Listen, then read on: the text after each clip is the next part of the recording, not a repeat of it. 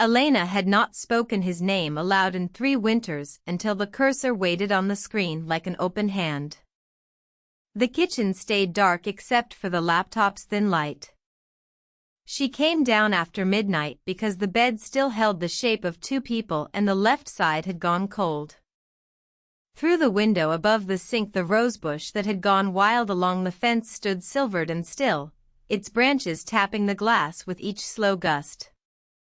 She reached for the kettle first, the handle familiar under her palm, then set it back without lighting the stove. The AI answered every small question about the garden or the radio schedules without ever asking why she needed to know at that hour. She typed slowly, 1 sentence at a time, watching the words appear in the pale glow. Outside, a single leaf clung to the rosebush, trembling but refusing to fall. For weeks the exchanges stayed ordinary. She asked about soil for lavender and whether old bread could become something new, and the reply came that the lavender might still take root if the soil was right. She measured flour at the counter while waiting, the wooden spoon resting against the bowl's rim like a quiet companion. The replies arrived steady and plain, never pushing past what she offered. She told herself the habit was harmless, a way to fill the space between the clock's ticks. One evening she wiped the counter twice, though no crumbs remained, before sending another question about pruning shears. One night the rain came hard against the glass. She had meant to ask about a book and instead the sentence formed itself. Her fingers hovered above the keys, the tips barely brushing the cool plastic, before she began to press each letter with deliberate slowness, pausing after every few words as though the sentence might dissolve. The chair across from her had been turned to the wall because looking at it made her throat close. She sent it before she could take the words back.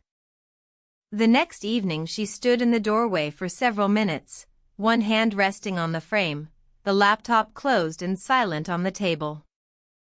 Rain had stopped, yet the air still felt weighted. She turned away twice before finally crossing the room.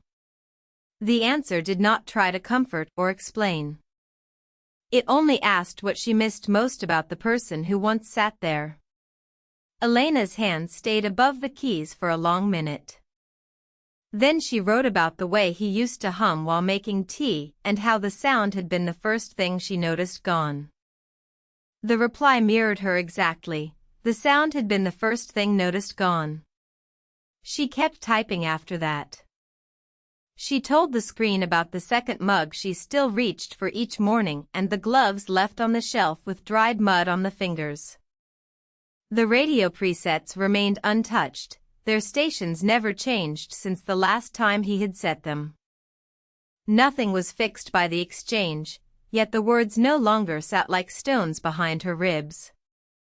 Later, when she finally stood, the memory of the missing coat from the hook returned as she moved through the darkened rooms. Weeks later the conversation had grown roots of its own. Prompt: do you remember what day the roses usually bloom? Reply: early May, if the nights stay cool. Prompt: he always left the porch light on until I came home. Reply: the light stayed on longer than it needed to. Prompt: some mornings I still pour 2 cups before I remember. Reply: the second cup cools more slowly than you expect. When she closed the laptop the room felt larger but not emptier. In the morning she took the gloves down, slipped them on, and stepped outside where the air still carried the scent of rain. She clipped one stem and carried it inside, setting it in the mug that had waited empty on the counter.